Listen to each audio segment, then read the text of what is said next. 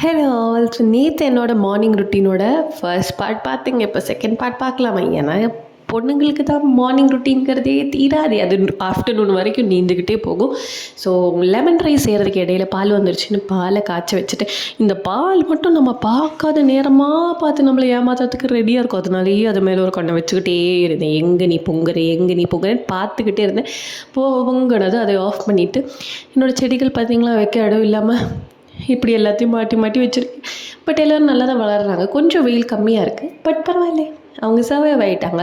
So அவங்களுக்கெல்லாம் கொஞ்சம் தண்ணியெல்லாம் தெளிச்சு விட்டுட்டு, அப்புறம் இந்த அரிசி கழுகுன தண்ணி இருக்கு இல்லையா, அதையே வேஸ்ட் பண்ணோம். அது அவங்களுக்கு ரொம்ப பிடிச்ச ஒரு ஃபுட்டு. ஸோ அவங்களுக்காக அதை டெய்லி எடுத்துகிட்டு வந்து ஊற்றிடுவேன். அதுவும் ஒரு நாள் வச்சு அடுத்த நாள் ஊற்றினா இன்னும் ரொம்ப நல்லது. ஃபர்மெண்டட் ரைஸ் வாட்டர் ட்ரை பண்ணி பாருங்கள். உங்கள் செடிகளும் நல்லா வளருங்க.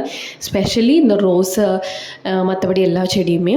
அண்ட் நம்மளோட ஹீரோ மாங்காய் எப்படி மறக்கிறது, அதை கொண்டு போய் காலையில் காய வச்சுட்டேன். பாய்.